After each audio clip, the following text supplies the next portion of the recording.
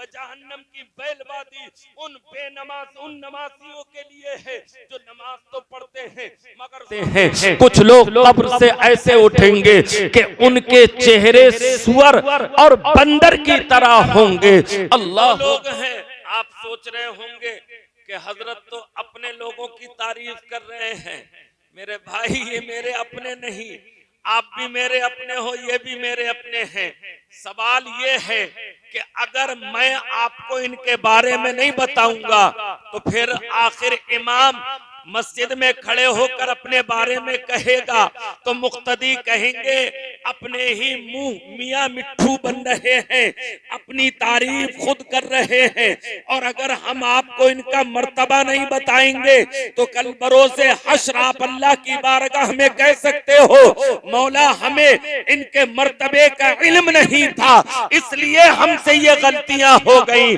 आला हजरत इमाम अहमद रज़ा फाज़िले बरेलवी रज़ी अल्लाह ताला अन्हु फतावा रज़विया शरीफ के अंदर हदीस नकल फरमाते हैं। आप फरमाते हैं ज़ंबुल आलिमी ज़ंबुल वाहिद ज़ंबुल जाहिली ज़ंबान। आप फरमाते हैं आलिम अगर कोई गुनाह करता है तो उसका एक गुनाह लिखा जाता है और जाहिल अगर कोई गुनाह करता है तो उसका डबल लिखा जाता है। क्यों? इसलिए कि आलिम के पास दो चीजें हैं, एक इल्म है जो हमारे लिए सीखना फर्ज है, हमारे पास इल्म नहीं है, हमारे पास इल्म की कमी है, हम इल्म नहीं सीखना चाहते। इस इल्म को ना सीखने वाला गुनहगार होता है। तलबुल इल्मी फरीदतुन अला कुल्ली मुस्लिम, इल्म का सीखना हर मुसलमान पर फर्ज है, वो चाहे औरत हो मर्द हो। अब कुरान हदीस ने ये बता दिया, ये नहीं कहा कौन सा इल्म सीखना फर्ज है, ये कहा इल्म सीखना फर्ज है।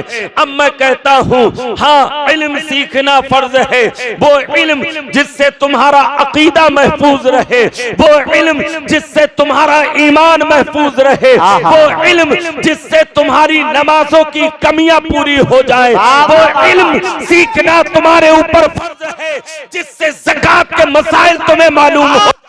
उस इल्म का सीखना तुम्हारे लिए फर्ज है जिस इल्म की वजह से तुम्हारे कारोबार के अंदर हलाल और हराम दोनों इकट्ठा हो जाए, ऐसा इल्म सीखना तुम्हारे लिए फर्ज है। नारे तकबीर, नारे रिसालत, मसलके आला हजरत, फैज़ाने आला हजरत, इस्लाहे मुआशरा कॉन्फ्रेंस जश्ने दस्तारबंदी अल्लामा मुफ्ती मुनज़्ज़म साहिब क़िबला अज़हरी, माशाअल्लाह माशाअल्लाह। मैं आपसे बड़े ही मुअद्दिबाना और आजिज़ाना और जज़ाकल्लाहु खैरन अहसनुल जज़ा बहुत ही इंतहाई मुनकिसराना मिजाज में आपसे कर रहा हूँ, अर्ज कर रहा हूँ हाथ जोड़कर खुदारा अपने आप को समझो, खुदारा अपने आप को पहचानो। अल्लाह ने तुम्हें नाली का कीड़ा नहीं बनाया है, अल्लाह ने तुम्हें कुत्ता नहीं बनाया है, अल्लाह ने तुम्हें जानवर नहीं बनाया है, अल्लाह ने तुम्हें कौन बनाया है? तमाम मखलूक में सबसे अफजल आला तुमको बनाया है और इतना अफजल आला बनाया है कि इसी मखलूक में अल्लाह ने अपना प्यारा हबीब तुम्हें अता फरमाया है और इसी शक्ल में अपने प्यारे हबीब को दुनिया में मबऊस फरमाया। बेशक बेशक बेशक, सुभान अल्लाह सुभान अल्लाह। कितना हसीन और जमील बनाया है। आज हम सोचते हैं हमारे चेहरों पे दाढ़ियां नहीं है, हमने इन्हें मुड़ा मुड़ा कर नालियों में डाल दिया, गटर की नजर कर दिया, लेटरिन में बहा दिया। आज जो जितना बड़ा ओहदे वाला है, आज जो जितना बड़ा पैसे वाला है, आज जो जितनी बड़ी शोहरत वाला है, उतना ही वो दीन से दूर नजर आता है। मस्जिद का मुतवल्ली हो, मस्जिद का सदर हो, मुझे कहने दिया जाए मस्जिद के के मुतवल्ली के लिए जरूरी है ऐसा मुतवल्ली बनाया जाए कि इमाम अगर मौजूद ना हो तो अदमे मौजूदगी में मुसल्ले पे खड़े होकर नमाज पढ़ा सके। मगर आज हालात क्या है, हमारी मस्जिदों की कमेटियां ऐसी हैं, हर उस इंसान को मस्जिद का जिम्मेदार बनाया जाता है जिसके पास पैसा है, जिसके पास दौलत है, जिसके पास शोहरत है, जो अपने वक्त का बड़ा गुंडा है, कोई सबसे पहले मस्जिद का जिम्मेदार बनाया जाता है। मेरी बात का बुरा मत मानिएगा, ये वो हकीकत है, ये वो तल्ख हकीकत है जिसे आपको हमें सबको झेलना पड़ेगा। आप देखिए सही, एक गरीब आदमी है, 5 वक्त मस्जिद में नमाज पढ़ने आता है, मगर तकबे का पहाड़ है, इतने तकबा उसके अंदर मौजूद है, 5 वक्त जमात के साथ नमाज पढ़ता है, मगर कोई उसे मस्जिद का जिम्मेदार बनाने के लिए तैयार नहीं। वजह क्या है? हमारी दीन से दूरी है। वजह क्या है? हम दीन से दूर होते चले जा रहे हैं। हमारा नौजवान देखो, दाढ़ी मुड़ाकर ये कहता है मैं सबसे ज्यादा हसीन और जमील हूँ, मैं सबसे ज्यादा खूबसूरत हूँ। मैं कहता हूँ अगर खूबसूरती दाढ़ी मुड़ाने का नाम होता तो अल्लाह अपने महबूब को दाढ़ी मुंडा पैदा करता। मुस्तफा के चेहरे पे रब ने दाढ़ी को पैदा फरमाकर लोगों हमें बता दिया, हुस्न दाढ़ी मुड़ाने में नहीं बल्कि हुस्न दाढ़ी को सजाने। वाह भाई वाह, नारे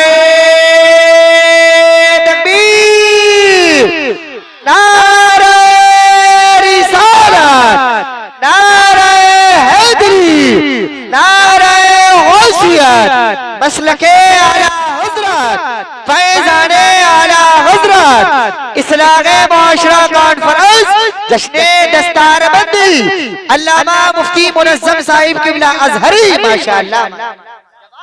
मदीने की वो सुबह जाफरानी, या रसूल अल्लाह नहीं है कोई मंजर उसका सानी। या रसूल अल्लाह मेरे चेहरे पे दाढ़ी है, भरम रखना क़यामत में मैं रखता हूँ तुम्हारी ये निशानी। या रसूल अल्लाह मदीना आज का देखा है मैंने, खूब चल फिर कर दिखा दो ख्वाब में बस्ती पुरानी। या रसूल अल्लाह तमन्ना है बुढ़ापा आपके दर पे गुजर जाए, मेरी बेकार गुजरी है जवानी। या रसूल अल्लाह तो मेरे आकाए करीम अलैहिस्सलातु वस्सलाम इंतहाई हसीन और जमील, आप जैसा खूबसूरत कायनात में पैदा नहीं हुआ। हजरत अब्बास कहते हैं काअन्न शम्स तजरी फी वजहिही, मुस्तफा के चेहरे को देखकर ये लगता था आसमान का सूरज तुलू हो रहा है मुस्तफा के से। नबी का हुस्न इतना लाजवाब था कि नबी के हुस्न जैसा आज तक अल्लाह ने किसी को हुस्न अता नहीं फरमाया। लोग हुस्न यूसुफ की मिसालें देते हैं, किताबों का मुताला करके देखो, तफसीर का मुताला करो। अल्लाह ने अपने महबूब के चेहरे पर 70,000 पर्दे डाल रखे थे। अगर एक पर्दा उठा दिया जाता तो कायनात मुनव्वर हो जाती, रोशन। मैं अपने नौजवानों से खिताब करूंगा, अपने नौजवानों से कहूंगा, ऐ मेरे नौजवानों अपने आप को समझो, तुम्हारी हैसियत क्या है, तुम्हारा वकार क्या है, तुम्हारी इज्जत क्या है।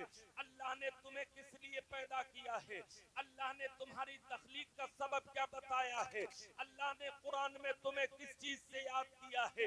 अल्लाह कुरान में कहता है लक़द खलक़नल इंसाना फी अहसनी तक़वीम, हमने इंसान को इंतहाई हसीन और जमील पैदा किया है, खूबसूरत पैदा किया है। अल्लाह कुरान में कह रहा है वमा खलक़तुल जिन्ना वल इंसा इल्ला लियअबुदून, मैंने जिन्नात और इंसानों को अपनी इबादत के लिए पैदा किया है। आज हमारा नौजवान नमाज से दूर भागता है, नमाज के करीब नहीं है, जबकि अल्लाह कुरान में कह रहा है या अय्युहल्लज़ीना आमनुस्तईनु बिस्सब्रि वस्सलाह, ईमान वालो जब तुम्हें कोई परेशानी लाहिक हो जाए तो नमाज से मदद मांगा करो, सब्र का दामन मत छोड़ो। इन्नल्लाह मअस्साबिरीन, अल्लाह साबरों के साथ है, सब्र के दामन को हाथ से मत जाने दो। यहीं से हमें पता चलता है कितनी ही मुश्किलें हमारे सामने आ खड़ी हो जाए, कितनी ही मसाइब व आलाम हमारा घिराव कर ले, मगर मुसलमान की शान ये होनी चाहिए हर हाल में अल्लाह का शुक्र अदा करे, हर हाल में अल्लाह का सजदे शुक्र अदा करता रहे, अपने रब को ना भुलाए, इसलिए कि ये जो कुछ भी है हमारे रब ने हमको अता फरमाया। मेरी बात शायद हो सकता है आपके समझ में ना आ रही हो, हालात कितने खराब हैं मैं आपको बताता हूँ। चूंकि ये महफिल जो है वो इस्लाह मुआशरा है, मेरा दिल चाहता है मैं आपकी हर चीज की इस्लाह कर दूं, आपको हर गुनाह के बारे में बता दूं, मगर इतना टाइम नहीं है कि हर चीज के बारे में बताया जाए। तो मैं आपको कुरान के बारे में बताता हूँ, कुरान क्या कहता है, नमाज के बारे में बताता हूँ। कुरान ने नमाज के बारे में कहा है, मा सलककुम फी सकर कालू लम नकु मिनल मुसल्लीन। जब जहन्नमियों से पूछेंगे जहन्नमी, अरे तुम किस लिए जहन्नम में आए हो, तो वो कहेंगे हम नमाज नहीं पढ़ते थे इसलिए हमें जहन्नम के अंदर डाल दिया गया है। आज मुसलमान नमाज से गाफिल है, जबकि कलमे के बाद सबसे बड़ा मर्तबा अगर किसी का है तो वो नमाज का है। सहाबा कहते हैं नबी के जमाने में अगर हमको ये मालूम करना होता कौन मुसलमान है कौन गैर मुस्लिम है, तो पहले हम ये देखते कि नमाज पढ़ता है या नहीं पढ़ता है। जो नमाज पढ़ता होता हम समझते ये मुसलमान है, और जो नमाज से भागता होता हम समझते कि ये मुसलमान नहीं है। आज हम नमाज से इतने गाफिल हैं, हम न जाने क्यों अपने नबी से इतना नाराज हैं, न जाने क्यों हम अल्लाह से मोहब्बत नहीं करते हैं, न जाने हम क्यों कुरान को झूठ मानते हैं, नबी की हदीसों को गलत तसव्वुर करते हैं। आप कहोगे कि हजरत ऐसा नहीं है, हम कुरान को सच्चा मानते हैं, हदीस को सच्चा मानते हैं। फिर मैं कहूंगा जब कुरान सच्चा है, हदीस सच्ची है, नबी का फरमान सच्चा है, अल्लाह का फरमान सच्चा है, तो फिर क्या वजह है हम उस पर अमल क्यों नहीं करते हैं? जबकि कुरान कह रहा है नमाज पढ़ो। कुरान ने सूरे 30वें पारे में कहा है अराइतल्लज़ी युकज़्ज़िबु बिद्दीन फज़ालिकल्लज़ी यदउल यतीम वला यहुद्दु अला तआमिल मिस्कीन फवैलुल लिल मुसल्लीन। कुरान कह रहा है जहन्नम की बैलवादी उन बेनमाज उन नमाजियों के लिए है जो नमाज तो पढ़ते हैं मगर सुस्ती के साथ पढ़ते हैं, नमाज तो पढ़ते हैं टाइम निकाल कर पढ़ते हैं। जहन्नम की बैलवादी में उन नमाजियों को डाला जाएगा, बेनमाजियों को नहीं, नमाजियों को डाला जाएगा जो टाइम निकाल कर नमाज पढ़ते हैं, कज़ा करके नमाज पढ़ते हैं, मकरूह वक्त में नमाज पढ़ते हैं। मैं बताना चाहता हूँ जहन्नम की ये बैलवादी क्या है। अल्लाह के नबी फरमाते हैं इतनी खतरनाक है कि अगर पहाड़ों को उसमें डाल दिया जाए तो ये पहाड़ पानी की तरह उसके अंदर पिघल कर बह जाएंगे। इतनी खतरनाक जहन्नम की बैलवादी है। इसमें किन लोगों को डाला जाएगा? उन नमाजियों को डाला जाएगा, उन नमाज पढ़ने वालों को डाला जाएगा जो होटलों पर बैठकर चुस्की लेते रहते हैं, जो चौराहों पे खड़े होकर बुराई करते रहते हैं, जो गली कूचों पे खड़े होकर नौजवान अपनी बहू बेटियों को ताकते रहते हैं, जो गैरों की लड़कियों पर बुरी निगाह डालते हैं और फिर देखते हैं अरे नमाज का वक्त निकला जा रहा है, दौड़ते हुए मस्जिद आते हैं, कौवे की तरह खोटे मारते हैं, नमाज पढ़ के चले जाते हैं। ये जहन्नम की बैलवादी ऐसे नमाजियों के लिए है। सुनो मेरे आका का फरमान क्या है। एक सहाबी आए, जल्दी जल्दी कौवे की तरह खोटे मारी और फारिग होकर मुस्तफा की बारगाह में आए। मेरे आका ने इरशाद फरमाया, इरजे फसल्ली फइन्नका लम तुसल्ली, ऐ मेरे सहाबी लौट जा, तूने नमाज नहीं पढ़ी है। वो दोबारा नमाज पढ़ के आए, फिर खोटे मार के आ गए। तीसरी मर्तबा मेरे आका ने इरशाद फरमाया, ऐ मेरे सहाबी तुम नमाज के चोर हो। मैंने कहा नमाज के अंदर चोरी कौन कर सकता है, नमाज के अंदर चोरी कैसे हो सकती है। मैं आपको बताता हूँ नमाज के चोर कौन है। जो सजदा सही नहीं करते वो नमाज के चोर है। जो रुकू सही नहीं करते वो नमाज के चोर है। जो कायदे में सही नहीं बैठते वो नमाज के चोर है। आज हमारे हालात ये हैं, हमें न नमाज की सुन्नतों का पता, न वाजिब का पता, न फराइज का पता। हम सजदा करते हैं, हमारी नाक जमीन से लगी है या नहीं लगी हमें कुछ पता नहीं है। पाँव की, दोनों पाँव की 3-3 उंगलियों के पेट लगना जमीन से वाजिब है, हमें पता ही नहीं है। हम पैरों को सजदे में उठाए हुए हैं, हमारी नमाजें नहीं होती। ऐसी हालत में जितनी नमाजें आप पढ़ेंगे वो सब की सब मकरूह तहरीमी वाजिबुल इआदा कहलाएंगी। आपको मालूम है, आप कहेंगे अरे जिस तरीके से भी चाहे पढ़ लो। मेरे भाई, दीन सीखना तुम्हारे ऊपर फर्ज है, दीन सीखना तुम्हारे ऊपर फर्ज है। जैसे नमाज फर्ज है, रोजा फर्ज है, ऐसे ही इतना दीन सीखना फर्ज है जितने जितने दीन से तुम्हारे मसाइल हल हो सके और तुम्हारे नमाजों की कमियां पूरी हो सके। इतना इल्म सीखना हर मुसलमान पर, मर्द हो या औरत, अल्लाह ने फर्ज कर दिया। नारे तकबीर, नारे रिसालत, मसलके आला हजरत, फैजाने आला हजरत, इस्लाही माशरा कॉन्फ्रेंस, जश्न दस्तारबंदी। माशाअल्लाह माशाअल्लाह। मेरी बात आप गौर से सुने। अगर मेरी बात आपको गलत लगे तो मैं आपके हाथ जोड़ के मुआफी मांगता हूँ। मुझे माफ कर दीजिएगा। मैं आपके तई ऐसा नहीं हूँ कि मैं आपका बुरा चाहता हूँ, मैं आपका भाई हूँ। मैं चाहता हूँ अगर अल्लाह मुझे बख्श दे तो मेरे साथ मेरा भाई भी बख्शना चाहिए।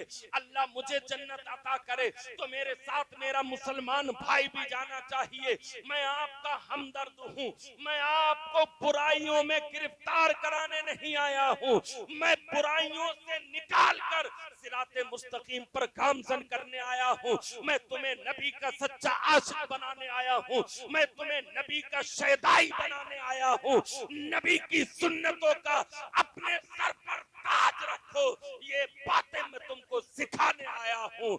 जिसने मुस्तफा को अपना लिया है, जिसने मुस्तफा से मोहब्बत कर ली है, जो सुन्नतों का आमिल हो गया है, सारी दुनिया उसके कदमों में गिर जाती है।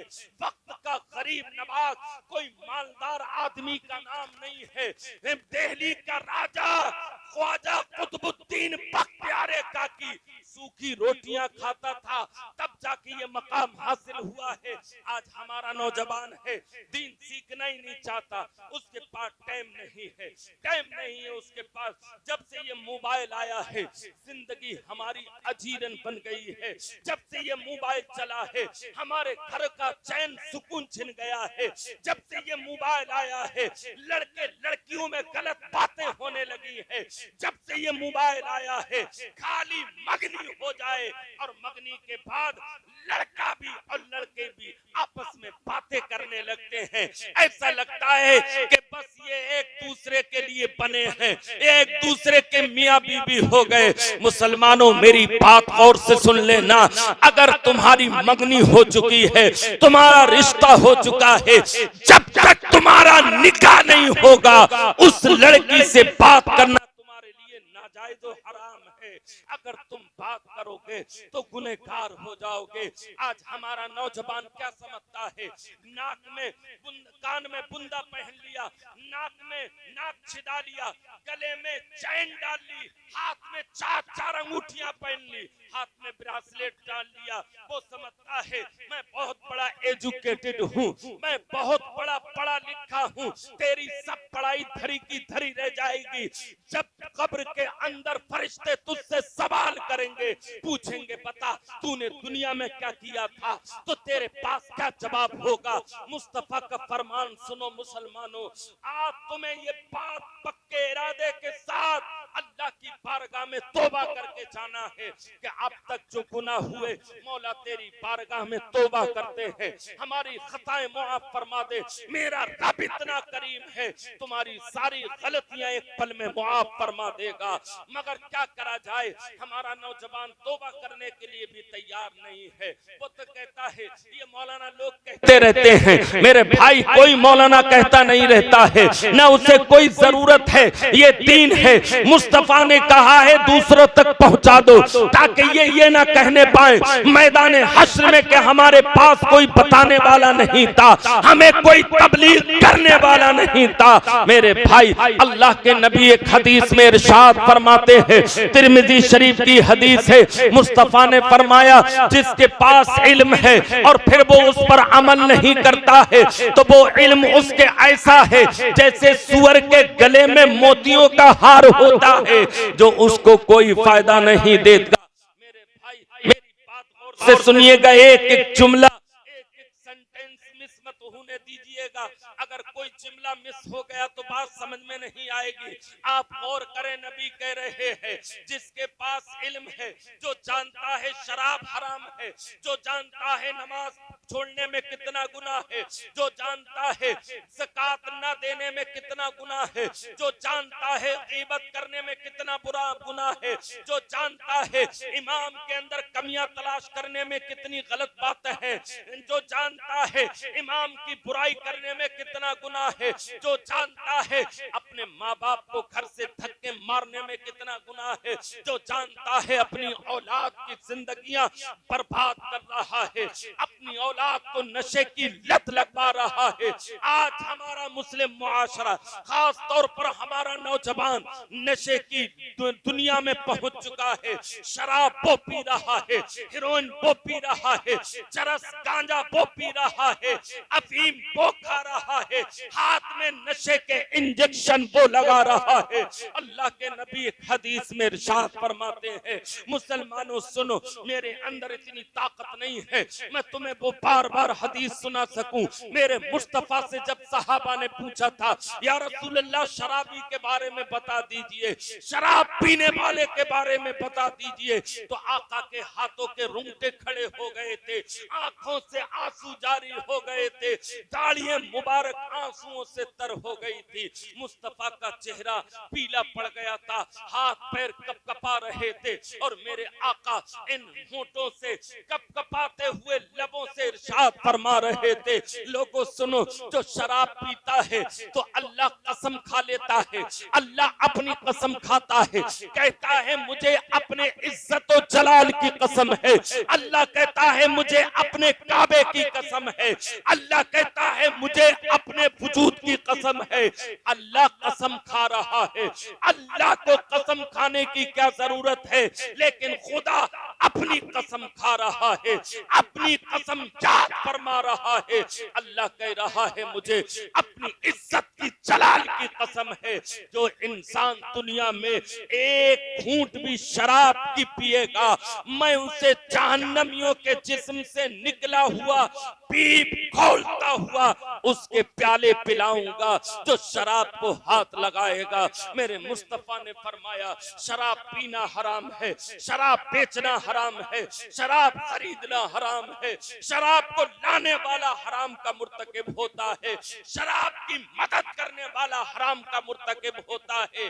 जो दोस्त तुम्हें अपने घर में बिठाकर अपने गिलासों में करके शराब देता है वो बराबर में गुनाह का शरीक है। है हमारा मुस्लिम मुआशरा नशे की लत पड़ चुकी है।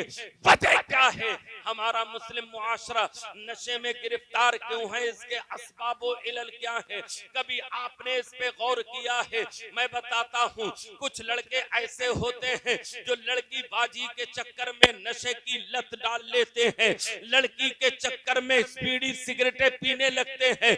मेरे भाई, मसला शरिया ये है, अगर किसी को गुटखा खाने के बाद इतना नशा होता हो कि उसके पांव लड़खड़ाते हो तो उसके लिए गुटखा खाना भी जायज नहीं है, इसलिए कि अल्लाह के नबी ने फरमाया कुल्लु मुस्कर हराम, हर नशा देने वाली चीज हराम है। इसलिए मेरे मुसलमान भाइयों, अपने आप को नशे से बचाओ। आपके लड़के जवान हो गए, आपने अपने बच्चों की तरफ तवज्जो नहीं दी है।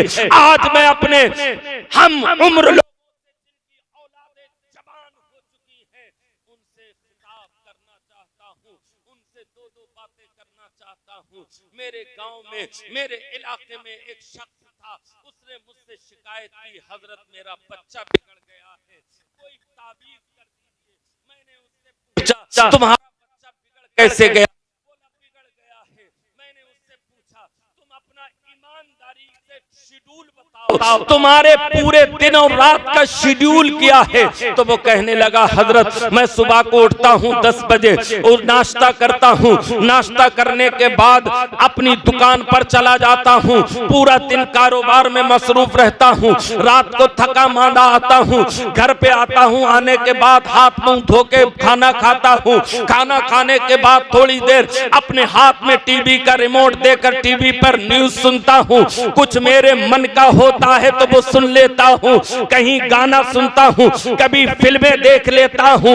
मुसलमानों सुनो, आज हमारा नौजवान गाने में कितना ज्यादा मसरूफ हो चुका है। कानों में लीडे लगा के अगर गाड़ी चला रहा है तो गाना सुन रहा है, घर में बैठा है तो गाना सुन रहा है, लैपटॉप पे काम कर रहा है तो गाना सुन रहा है, साइबर कैफे में बैठा हुआ है तो गाना सुन रहा है, अपनी गारमेंट्स की दुकान पे बैठा हुआ है तो गाना सुन रहा है, अगर कारीगर है सिलाई कर रहा है तो कान में लीड लगी है गाना सुन रहा है, अगर मास्टर है तो वो अपने कान में लगाकर लीड को गाना सुन रहा है, कोई साइकिल चलाता हुआ अपने खेत पर जा रहा है तो कान में लीड लगी हुई है गाना सुन रहा है।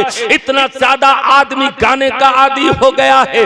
हल जोतने वाला हल जोतते हुए गाना सुन रहा है, ईख काटने वाला ईख काटते हुए गाना सुन रहा है, किसानी करने वाला किसानी करते हुए गाना सुन रहा है, बाइक चलाने वाला, कार चलाने वाला, बस चलाने वाला गाने सुनते हुए जाते हैं। और बाज बसों का आलम यह है उसमें फिल्में लगी होती हैं, खुद भी गुनहगार होता है, हम सबको भी गुनहगार बनाता है। जबकि अल्लाह के नबी क्या फरमाते हैं? मेरे आका ने इरशाद फरमाया 4 लोग ऐसे हैं जिनकी दुआएं कभी रद्द नहीं की जाती है, अल्लाह हर हाल में उनकी कबूल करता है। उनमें से पहला वो है माँ बाप की दुआ है, ये रद्द नहीं की जाती है, अल्लाह की बारगाह में कबूल हो जाती है। आज हम इधर उधर भागे फिरते हैं, मजारों के चक्कर लगाते हैं, हम ताबीज गंडे में दूसरों तक पहुंच जाते हैं। कोई किसी पंडित के पास जा रहा है, कोई किसी बनिए के पास जा रहा है,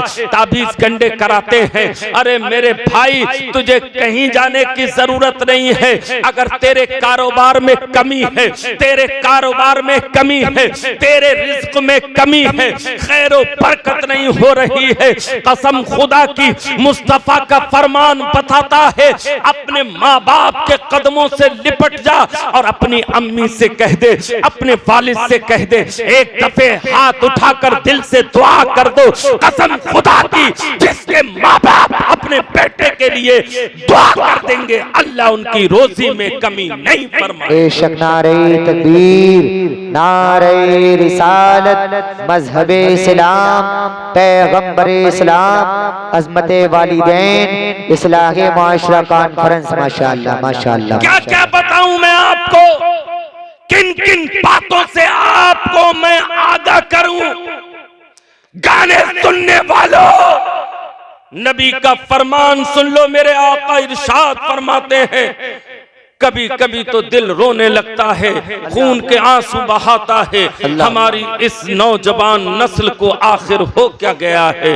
अल्लाह के नबी हदीस में इरशाद फरमाते हैं, सुनो मेरे नौजवान दोस्तों साथियों, सुनो मेरे भाइयों, अल्लाह के नबी ने फरमाया कि अल्लाह की बारगाह में 6 सवाल हर इंसान से किए जाएंगे। उसमें से एक सवाल हर इंसान से ये किया जाएगा, नबी फरमाते हैं 1 इंच कोई आगे नहीं बढ़ सकता है जब तक कि अल्लाह के इन 6 सवालों के जवाब नहीं दे देगा। उनमें से एक सवाल अल्लाह का ये होगा, मेरे बंदे, मैंने तुझे भरपूर जवानी अता फरमाई थी, बता तूने जवानी कैसे गुजारी है, इसका जवाब मुझको चाहिए। अब आपके पास क्या जवाब होगा? आप क्या कहोगे कि जवानी मौला, हम स्कूल के टाइम पे चौराहों पे खड़े होकर लड़कियों को ताकते थे, क्या ये जवाब दोगे? या ये कहोगे मौला अजान होती थी, मस्जिद के दरवाजे पे खड़े रहते थे मगर मस्जिद में नहीं आते थे, क्या ये कहोगे मौला हम अपने दोस्तों के साथ फिल्म देखते रहते थे और तेरी इबादत नहीं करते थे? क्या जवाब होगा तुम्हारे पास? मेरे भाइयों, इसलिए मैं कहता हूं, अब मेरे नौजवानों, अगर तुमने इबादत से गफलत बरती है तो तुम जिल्लत और रुसवाई के अंदर डाल दिए जाओगे। अल्लाह कुरान में कहता है, वला तहनु वला तहजनु व अंतुमुल आलौना इन कुंतुम मोमिनीन, तुम ही कामयाब हो, तुम ही सरबुलंद हो, मगर शर्त ये है कि तुम सच्चे पक्के ईमान वाले हो जाओ। मैं हदीस सुना रहा था, अल्लाह के प्यारे नबी फरमाते हैं, जो इंसान गाने सुनता है उसके ताल्लुक से नबी इरशाद फरमाते हैं, लोगों मेरी बात गौर से सुनिएगा, मैदाने हश्र के लिए हर इंसान को कब्र से उठाया जाएगा और कब्र से उठाने के बाद मैदाने हश्र में हाजिर किया जाएगा। अब सवाल ये है, कब्र से उठाए जाने की मुख्तलिफ सूरतें हैं। नबी इरशाद फरमाते हैं, कुछ लोगों को कब्र से उठाया जाएगा तो उनके कब्र से उठने के बाद उनके पास सवारी खड़ी होगी, उनके पास फरिश्ते खड़े होंगे और वो उस इंसान से कहेंगे, ये अल्लाह ने सवारी तेरे लिए अता की है, तू इस पर बैठ जा, हम तुझे शानो शौकत के साथ मैदाने हश्र में लेकर जाएंगे। अल्लाह के नबी फरमाते हैं, कुछ लोग ऐसे कब्रों से उठाए जाएंगे कि फरिश्ते उनकी टांगे पकड़कर खींच रहे होंगे और उनके मुंह को घसीट रहे होंगे और उनसे कहा जाएगा, चलो अल्लाह की बारगाह में तुम्हें हिसाबो किताब देना है। और कुछ लोग कब्र से इस हाल में उठाए जाएंगे। मैं अपने नौजवानों से मुखातब हूं, मेरे जुमले को गौर से सुने, दिल की तख्तियों पर हमेशा के लिए नोट कर ले। मुस्तफा फरमाते हैं, ऐसे उठेंगे कि उनके चेहरे सुअर और बंदर की तरह होंगे, बंदर की तरह चेहरे होंगे, सुअर की तरह चेहरे होंगे। सहाबा पूछते हैं, या रसूल अल्लाह, ये इनके चेहरे ऐसे क्यों हो जाते हैं? तो मेरे आका इरशाद फरमाते हैं, ये वो लोग हैं जो दुनिया के अंदर रंडियों का नाच देखकर गाने सुना करते थे। आज अल्लाह ने इनके चेहरों को मस्ख फरमा दिया है, इनके चेहरों को बंदर की शक्ल में तब्दील कर दिया है। आज हमारा नौजवान नहीं बल्कि हमारे बूढ़े भी इन गुनाहों में गिरफ्तार हैं, हमारे बुजुर्ग भी इन गुनाहों में गिरफ्तार हैं। हमें एहसास नहीं है कि अल्लाह ने हमें क्यों पैदा फरमाया है। मेरे भाई, अल्लाह चाहता तो नाली का कीड़ा बना देता, गटर का कीड़ा बना देता, सुअर और कुत्ता बना देता।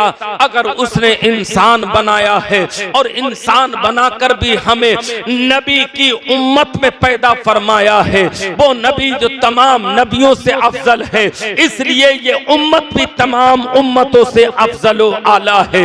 अल्लाह कहता है इस उम्मत के लोगों के बारे में, ऐ मेरे बंदो, ऐ मेरे नबी के जानिसारो, फज़कुरूनी, तुम मेरा जिक्र करते रहो, तुम मुझको याद करते रहो, तुम मुझे दुनिया में याद करोगे, मैं अर्श पर तुम्हारा जिक्र करूंगा, तुम्हारा चर्चा करूंगा। सुभान अल्लाह। एक अल्लाह के वली थे, उन अल्लाह के वली से किसी ने पूछा, आपको मालूम है अल्लाह इस वक्त क्या कर रहा है? उन्होंने कहा हाँ मुझे मालूम है। अल्लाह क्या कर रहा है? उन्होंने कहा क्या दलील है आपके पास? कहा कुरान की आयत है। मेरे पास दलील ये है कि मैं अल्लाह का जिक्र कर रहा हूँ, अल्लाह मेरा जिक्र कर रहा है, मैं अल्लाह को याद कर रहा हूँ, अल्लाह मुझको अर्श पर फरिश्तों के दरमियान याद कर रहा है। अल्लाह अकबर कबीरा। मेरे मुसलमान भाई, नौजवान भाई, अपने आप को इस मोबाइल की दुनिया से बाहर कर। पबजी खेल के तूने जिंदगी अजीरन कर ली है। तू साइकिलो बन गया है। तेरा जहन ऐसा हो गया है, न तुझको अच्छाई दिखाई देती है न बुराई दिखाई देती है। तू किन गुनाह के दलदल में फंस गया है। अपने आप को इन गुनाहों से बाहर कर ले, वरना वो दिन करीब नहीं है जब अल्लाह का अजाब तुझको अपनी गिरफ्त में ले लेगा। कुरान कहता है इन्ना शजरत ज़क़ूम तामुल असीम कल मुहली यगली फिल बुतून। कुरान कहता है, मेरे नौजवान सुन ले कुरान क्या कहता है। कुरान कहता है जब जहन्नम में तुझे भूख लगेगी तो कांटेदार फल दिया जाएगा तुझे खाने के लिए। तू अपने हलक से उतारेगा तो वो हलक में अटक जाएगा, फिर पानी मांगेगा तो जहन्नमियों के जिस्म से निकला हुआ पीप और खून गरम गरम तुझको पिलाया जाएगा, और फिर वो पीते ही तेरे पेट की आंतें पिंडलियों की तरफ से पानी बनकर बाहर आ जाएंगी। मैंने जो कुरान की आयत पढ़ी थी, अल्लाह क्या कहता है उसमें, ऐ ईमान वालों अपने आप को, अपने घर वालों को जहन्नम की आग से बचाओ। वक़ूदुहन नास वल हिजारा, वो जहन्नम के जिसका ईंधन इंसानों को बनाया जाएगा या पत्थरों को बनाया जाएगा। ये जो माबूदाने बातिला हैं इनको जहन्नम के अंदर डाला जाएगा। मेरे भाई, इसलिए अपने आप को जहन्नम की आग से बचा कर रखो, अपने घर वालों को भी जहन्नम की आग से बचाओ। कैसे बचा सकते हो? खुद भी नमाज पढ़ो, बच्चों को भी नमाज की तरगीब दिलाओ, खुद भी नेक अमल करो, बच्चों को भी नेक अमल करने की तरगीब दिलाओ। मैं अर्ज कर रहा था, आज हमारा मुआशरा नशे की तरफ जा रहा है। कोई इंसान लड़की के चक्कर में नशा कर रहा है, कोई शौक में सिगरेट पी रहा है, और किसी का दोस्त जो है नशा करता है तो वो उसके साथ रहते रहते रहते रहते एक वक्त वो आता है कि ये भी नशेड़ी बन जाता है, ये भी गंजेड़ी बन जाता है, ये भी नशा करने लगता है। मुसलमानों, तुमने खूब सुना है, खरबूजे को देखकर खरबूजा रंग लाता है। जैसी सोहबत होगी वैसा असर पड़ता है। सोहबते साले रात साले कुनद, सोहबते ताले रात ताले कुनद, किताबों में लिखा हुआ है। नेकों की सोहबत इंसान को नेक बनाती है, बुरों की सोहबत इंसान को बुरा बनाती है। बेशक नारे तकबीर, नारे रिसालत, नारे हैदरी, नारे गौसियत, मसलके आला हजरत, फैजाने आला हजरत, फैजाने औलियाए किराम। माशाअल्लाह माशाअल्लाह। अच्छा, मेरी बात गलत है? ईमानदारी के बताना, मेरी बात गलत है क्या? अरे मेरी बात बताओ, मेरी बात समझ में आ रही है आपके? कहाँ समझ में आ रही है? आज हमारा मिजाज जो है, मैं आपको दो लफ्जों में बता दूं, दो बातें हैं। या तो दुनिया के अंदर, मुतवल्ली साहब हमारे बैठे हुए हैं माशाअल्लाह, या तो दुनिया के अंदर क्या कहते हैं शरीयत चलती है, या दुनिया के अंदर तबीयत चलती है। दो ही चीजें चलती हैं, या तो आदमी शरीयत पर अमल करता है या तबीयत पर अमल करता है। शरीयत को लोगों ने पसे पुश्त डाल दिया, शरीयत पर कोई अमल नहीं कर रहा है, सब तबीयत पर अमल कर रहे हैं, सब अपनी मर्जी के मुताबिक शरीयत को ढालना चाहते हैं। आज हमारा मुआशरा कितना बिगड़ चुका है। अरे देखो तो सही आप, जितना हमारा शादी ब्याह में हमारा खाना बर्बाद हो जाता है स्टैंडिंग में, इतने खाने में एक गरीब बच्ची की शादी हो सकती है। आओ मैं तुम्हें मसला बताता हूं। किसी किताब में हदीस में कोई माई का लाल मुझको ये दिखा दे कि औरतों को वलीमे में जाना चाहिए, औरतें वलीमे में जाए या औरतों का वलीमे में जाना जायज है, किसी किताब में कोई लिखा हुआ दिखा दे मुझको। ये मुआशरा जो हमारा बिगड़ा है, ये नौजवान जो 1200 रुपए दे के बालों को लंबा करा रहा है, 1000 रुपए की ब्लीच करा रहा है, ये बॉडी बिल्डर जो जिम में जाकर अपनी बॉडी बनाता है, नमाज पढ़ने के लिए आएगा तो हाफ टी शर्ट पहन के ताकि डोले शोले दिखना चाहिए। मेरी बात कतान अल्लाह की कसम गलत नहीं है, मैं वो बातें बता रहा हूं जो मेरी निगाहों के सामने है। आप क्या सोचते हैं जिस बॉडी को आपने बनाया है, कुरान क्या कहता है? अल यौम नख्तमु अला अफ़वाहिहिम व तुकल्लिमुना अयदीहिम व तशहदु अर्जुलुहुम। कुरान कह रहा है मैदान हश्र में अल्लाह की बारगाह में तुम्हारे मुंह पे ताला डाल दिया जाएगा, हाथ तुम्हारे खिलाफ गवाही देंगे, पैर तुम्हारे खिलाफ गवाही देंगे, आंखें तुम्हारे खिलाफ गवाही देंगी, पेट तुम्हारे खिलाफ गवाही देगा। जिस जिस्म को तुमने इतना हसीनो जमील बनाया है, यही जिस्म तुम्हारे खिलाफ खड़ा होगा। ये बताएगा हाथ मौला इन हाथों से इसने क्या क्या गुनाह किया है, तन्हाई में क्या किया है, अंधेरे में क्या किया है, बाथरूम में क्या किया है और जंगल में जाकर क्या किया है। ये हाथ बोलेगा। मेरे नौजवान सुन ले, अल्लाह के नबी हदीस में फरमाते हैं, मैंने किताब में पढ़ा है, इन्नल्लाह ला यस्तही अन यज़रिबा मसलन मा बऊदा। अल्लाह किसी मिसाल को बयान फरमाने में हया और शर्म नहीं करता है, मैं भी मसला बताने में हया नहीं करूंगा। आज लोग अपनी जिंदगियां हाथों से बर्बाद करते हैं, मुश्तजनी करते हैं, गुनाहों में गिरफ्तार हो जाते हैं। अल्लाह के नबी फरमाते हैं नाकिहुल यदी मलऊन, हाथ से निकाह करने वाला मलऊन है। मैं अपने नौजवानों से कह रहा हूं, अल्लाह के नबी फरमाते हैं अगर तुमने इन हाथों से गुनाह किया है तो ये उंगलियां हामिला हो जाएंगी, प्रेग्नेंट हो जाएंगी, मैदान हश्र में इनसे बच्चे पैदा होंगे। मुस्तफा जाने रहमत भी खड़े होंगे, आदम भी होंगे, ईसा भी होंगे। जिस गौस के दामन को ना छोड़ने का तुम अहद कर रहे हो, वो गौसे आजम भी वहां होंगे। जिस इमाम अहमद रजा, इमाम इश्क मोहब्बत आला हजरत को तुम मानने वाले हो, वो आला हजरत भी वहां मौजूद होंगे। तुम्हारी माँ भी होगी, तुम्हारा बाप भी होगा, तुम्हारा भाई भी होगा। और जब तुम्हारा चिट्ठा खुलेगा, अल्लाह कुरान में कहता है यौम यतज़क्करुल इंसानु मा सआ। अल्लाह अकबर, अल्लाह माफ फरमाए।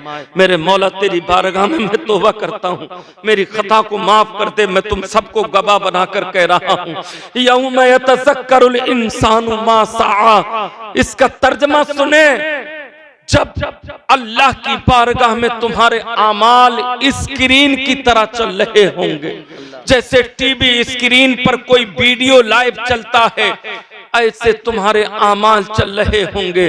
तुमने किसको मारा है, तुमने किसको गाली दी है, किस बैठे हुए कुत्ते के लात मारी है, किसकी गाड़ी पे स्क्रैच मारी है, किसकी दीवार से जलकर, मकान से जलकर उसकी दीवार पे थूका है, किस गरीब को तुमने हकीर समझकर उसे मस्जिद में भी सबसे बाहर खड़ा कर दिया है। एक एक चीज तुम्हें याद आ जाएगी, एक एक चीज स्क्रीन पर चल रही होगी। उस वक्त तुम्हारा क्या आलम होगा। तुमने कहां कहां बुराइयां की हैं, तुमने कहां कहां गलतियां की हैं, तुमने कहां कहां खामियां की हैं, वो सब तुम्हारी निगाहों के सामने होगा। पूरा मैदान हश्र देख रहा होगा। आज इंसान चोरी कर लेता है, लोगों से अपने गुनाह को छुपा लेता है, लेकिन मैदान हश्र में क्या आलम होगा मुसलमानों, जब तुम्हारी चोरी चोरी, और ये निकल कर आएगा कि अरे ये तो बहुत बड़े हाजी साहब थे, ये तो बहुत बड़े नमाजी थे, अरे हम इनको तो बड़ा मुत्तकी परहेजगार समझते थे, अरे ये तो सूद लेते थे, ये रिश्वत लेते थे, ये जुआ खेलते थे, ये लूडो खेलते थे, कैरम बोर्ड में वक्त गुजारते थे, ये ताश खेलते थे, ये क्या कहते हैं वो जो बोलते हैं चरस क्या बोलते हैं वो खेली जाती है शतरंज, ये शतरंज खेलते थे। मेरे भाई जब ये सारा काला चिट्ठा तुम्हारा खुलेगा, अल्लाह अकबर, मेरे नबी को कितनी शर्मिंदगी होगी, मेरे नबी कितने रुस्वा होंगे। आओ मैं तारीख का एक सुनहरा बाप तुम्हारी निगाहों के सामने रखूं, हो सकता है अल्लाह तुम्हारी आंखें खोल दे, तुम्हारे दिल में अल्लाह और उसके रसूल की मोहब्बत पैदा हो जाए।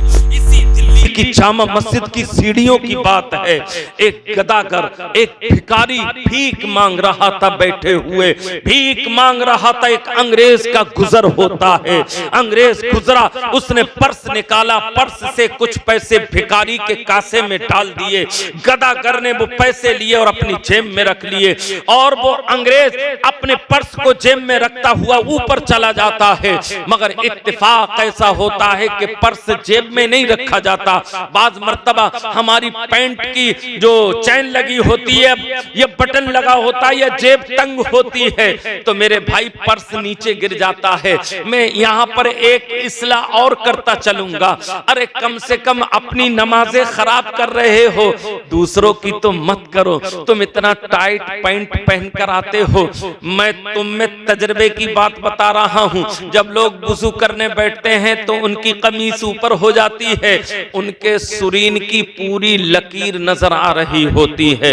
ईमानदारी की बताना, मेरी बात अगर गलत हो आप ये मत सोचना कि मुफ्ती साहब ऐसी बातें क्यों कर रहे हैं, हकीकत यही है। फिर वुजू करने के बाद जब तू नमाज पढ़ने जाता है, जब तू सजदे में होता है और दूसरा रुकू में होता है, तो उसकी निगाह तेरे ऊपर पड़ती है, तेरी भी नमाज खराब हो रही है और अपने पीछे वाले की भी नमाज खराब कर रहा है। अरे मुसलमान तुझे हो क्या गया है, तू नबी से इतनी नफरत क्यों करने लगा है। मेरे ताजुश शरिया से किसी ने सवाल किया था, एक शख्स नबी के नाम पर जान दे सकता है और वो नमाज नहीं पढ़ता है, तो क्या ये उसकी मोहब्बत सच्ची है। ताजुश शरिया अपने फतवे में लिखते हैं, हो ही नहीं सकता, नबी से मोहब्बत करता हो नमाज ना पढ़ता हो, मुमकिन ही नहीं है।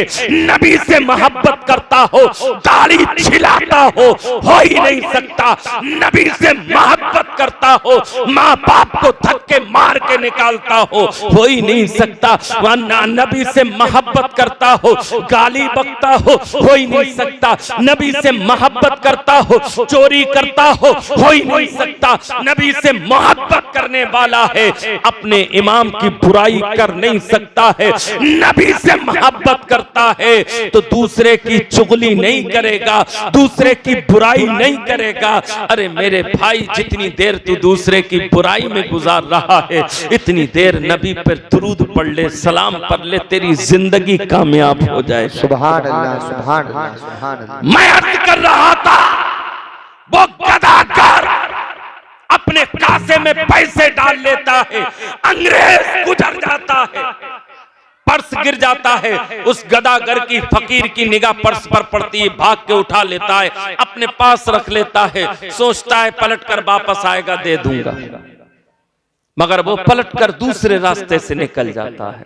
पर्स अपने पास रख लेता है, शाम होती है, घर जाता है, अपनी कुटिया में गुदड़ियों के अंदर उस पर्स को छुपा देता है। हस्बे दस्तूर फिर से वो भीख मांगना शुरू कर देता है और उसके रोज का यही मामूल रहा। एक वक्त वो आया जब कई अरसे गुजर गए, कई साल गुजर गए, एक दिन दोबारा फिर से वो अंग्रेज आता है। ये फकीर उसे पहचान लेता है, पहचान कर उसके करीब दौड़ के जाता है, कहता है साहिब थोड़ी देर रुक जाइए, मैं अभी आता हूँ। वो जाता है, अपनी गुदड़ियों से उसके पर्स को निकालता है और लाने के बाद उसके हाथ में में रख देता है। कसम खुदा की जब ये मैंने पढ़ा था तो मेरा दिल रो रहा था, मेरा दिल कह रहा था वो कितना बड़ा नबी का गुलाम था जिसने उसका पर्स वापस किया है। मेरे भाई सुन ले, जब उस अंग्रेज ने अपने पर्स को देखा पहचान गया कि ये मेरा पर्स है। कभी पर्स देखता है, कभी उस फकीर के चेहरे को तकता है और फैसला नहीं कर पा रहा है कि ये फकीर इतना ईमानदार कैसे हो सकता है। अंग्रेज सवाल करता है, ऐ गदागर इसमें इतने पैसे थे, तू चाहता तो अपनी जिंदगी कामयाब कर सकता था, तू चाहता तो अपनी गुर्बत और इफलास को दूर कर सकता था, तू चाहता तो अच्छा लिबास से बतन कर सकता था, अपनी गदागरी को खत्म कर सकता था, मगर तूने मेरा पर्स मुझे वापस कर दिया है। तो फकीर ने कहा था, मैं फकीर हूं, मैं फकीर हूं, मैं फकीर हूं, मगर नबी का गद्दार नहीं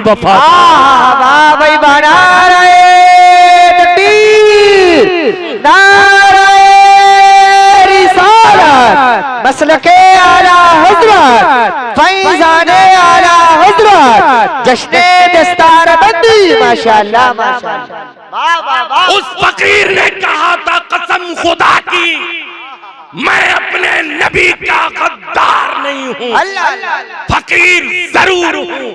उसने कहा, आखिर वजह तो बता दे, तूने ये पर्स वापस क्यों कर दिया है? तो उसने जवाब दिया था, सुन ले अंग्रेज, तू ईसा अलैहिस्सलाम का मानने वाला है, मैं पैगंबर इस्लाम का मानने वाला हूँ। वो नबी जिसके बारे में ईसा ने कहा था, वह मुबश्शिरम बिरसूलिन याती मिन बाद इस्मुहु अहमद। ऐ मेरे हवारियों, मैं जा रहा हूँ, अब मेरे बाद जो नबी आएंगे उनका नाम अहमद होगा, उनके आने की खुशखबरी दे रहा हूं। इसी का नाम तो मीलाद है, इसी का नाम तो विलादत मुस्तफा है। तुम ईसा के मानने वाले हो, मैं पैगंबर इस्लाम आमिना के लाल को मानने वाला हूं। और ये बात हकीकत है, मैदाने हश्र में तुम्हारा भी हिसाबो किताब होगा, मेरा भी हिसाबो किताब होगा, तुम्हें भी लाया जाएगा, मुझे भी लाया जाएगा। और ये बात पक्की है, एक एक जर्रे का हिसाब होगा। अल्लाह के नबी फरमाते हैं, अगर किसी सींग वाले जानवर ने बगैर सींग वाले को मारा होगा तो अल्लाह मैदाने हश्र में बगैर सींग वाले जानवर को सींग देगा और सींग वाले के सीनों को छीन लेगा और सींग वाले से कहेगा, तू अपना बदला ले ले, आज इंसाफ होगा, आज अदल होगा, आज इंसाफ होगा, किसी के साथ बेइंसाफी नहीं की जाएगी। ऐ अंग्रेज, तेरा भी हिसाब होगा। जब हिसाब होगा तो ये मामला भी निकल के आएगा कि मेरा पर्स गिर गया था और नबी के गुलाम ने उठा लिया था। अगर ईसा अलैहिस्सलाम ने ये कह दिया, ऐ मुस्तफा तुम्हारा गुलाम कितना बददियानती है, मेरे उम्मती का पर्स छुपा लिया था, तो मेरे नबी को उस वक्त कितनी शर्मिंदगी होगी। मैं गदागरी कबूल कर सकता हूँ, फक्रो फाके से रह सकता हूँ, मगर अपने नबी की इज्जत पे आंच नहीं। बेशक बेशक, बहुत अच्छा पैगाम मुफ्ती साहब के, माशाअल्लाह माशाअल्लाह माशाअल्लाह। अपने नबी की इज्जत पे आंच नहीं आने दूंगा। मैं अपने नबी से, मैं गरीब जरूर हूँ, मुहताज जरूर हूँ, अल्लाह ने मुझे फकीर बनाया है, मैं मांगने खाने का काम करता हूँ, मगर मैं बेचते अपने ज़मीर को नहीं बेचता हूँ, मैं दीन को नहीं बेचता हूँ। मेरा दीन मुझसे कह रहा है, किसी का माल मिल जाए तो उसे वापस कर देना, जिसे हम शरीयत में लुक्ता कहते हैं। आज लोगों को 500 का नोट पड़ा मिल जाए, 10 का सिक्का पड़ा मिल जाए तो ऊपर से रुमाल डाल के चुपके से उठा लेता है, पांव रख के 10 के सिक्के को खड़ा हो जाएगा और देखेगा कोई देख तो नहीं रहा है, जल्दी से उठा के जेब में रख लेगा। तुझे मालूम है तूने कितनी बड़ी मुसीबत अपने जिम्मे ले ली है? तुझे मालूम? इसे कहते हैं लुक्ता। क्या कहते हैं? लुक्ते का हुक्म क्या है? जब तक कोशिश करते रहो, ऐलान करते रहो, जब तक के मालिक का पता न चल जाए। आज आदमी इतना नियत खराब है, अरे ये तो गिरी पड़ी चीज है। हजरत किबला नाजिम साहब और जुबैर साहब मेरे भाई, ये तो गिरी पड़ी चीज है। आदमी जबरदस्ती पिस्तौल रख के जेबों से छीन लिया करता है। मैं दूर की बात नहीं बता रहा, मैं रमजान के महीने में एक प्रोग्राम में जा रहा था, मुझको घेर कर मेरा मोबाइल छीन लिया।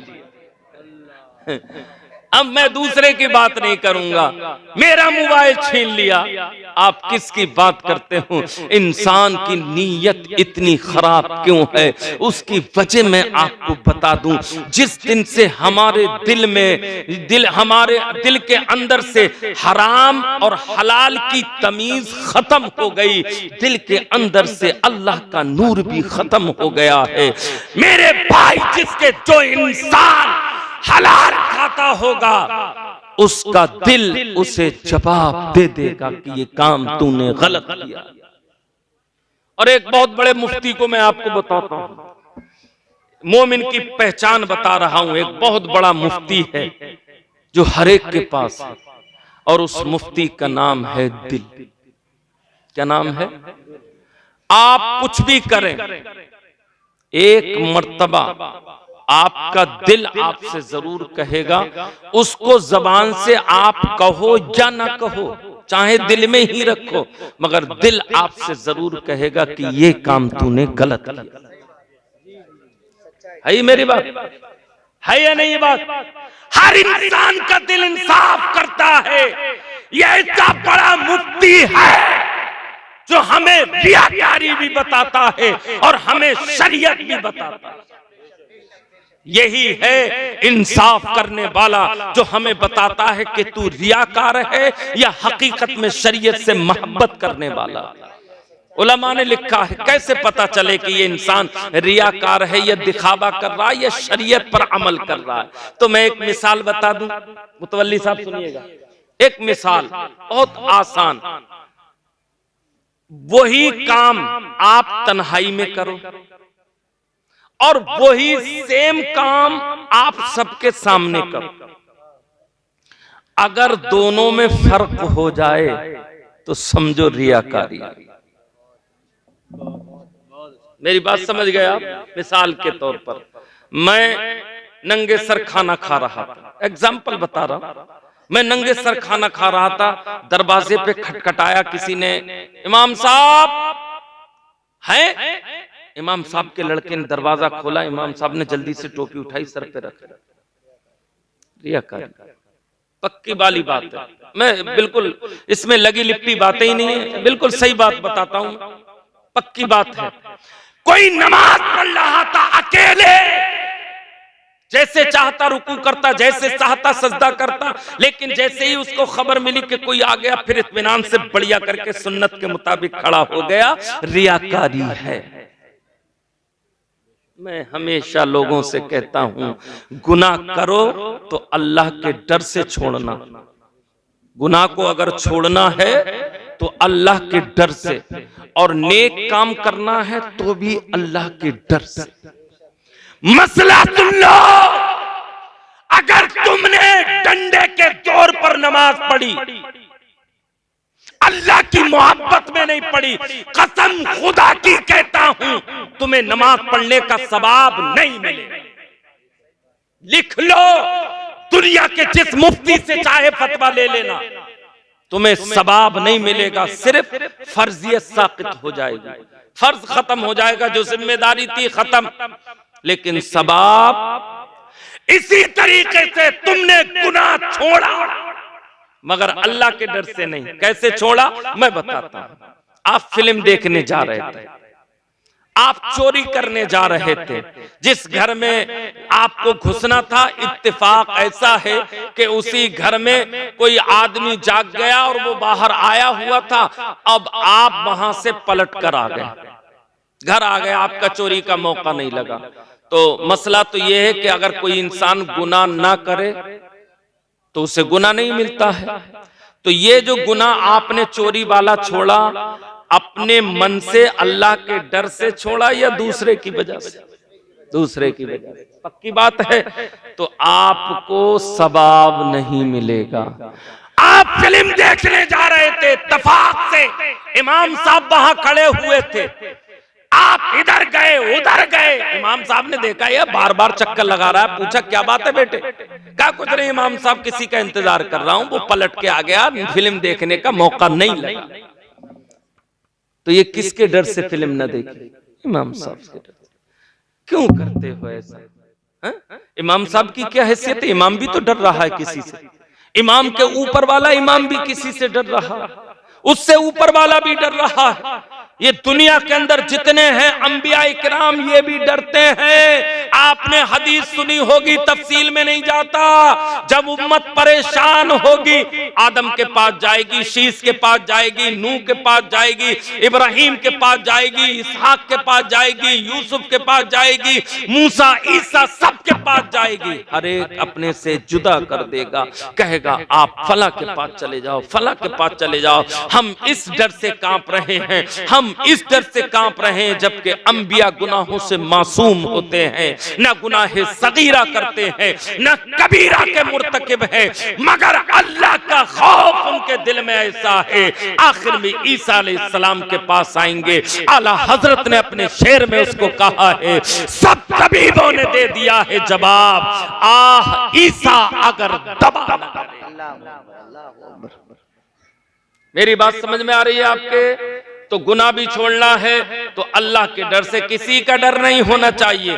और नमाज पढ़नी है तो किसी के डर से नहीं, अल्लाह के डर से। जो कुछ करना है अल्लाह के लिए। बेशक बात समझ में आ रही है? हमारा नौजवान एक और बीमारी में गिरफ्तार है, एक और बुराई में गिरफ्तार है, उसे कहते हैं, खत्म कर दूं?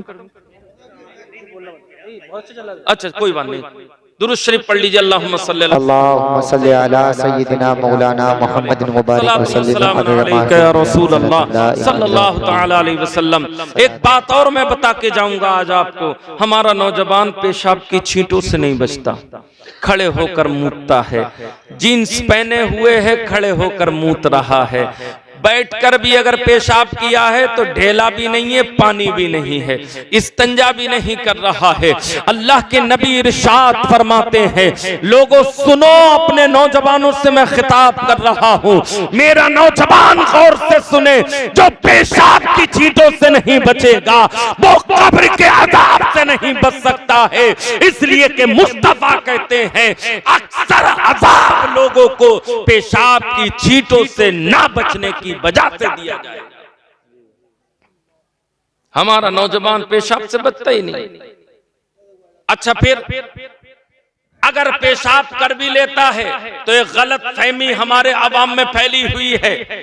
अगर किसी ने बगैर ढेले और बगैर पानी से इस्तेंजे किए बगैर पेशाब कर लिया तो लोग समझते हैं नापाक हो गया। यही समझते हैं ना नौजवानों? जल्दी बोलो, यही समझते हो कि नापाक हो गए? ये गलत फहमी अपने आप से दूर कर दो। बगैर पानी के, बगैर ढेले के अगर किसी ने पेशाब कर लिया, इस्तंजा नहीं किया तो नापाक नहीं है, वो इंसान पाक है।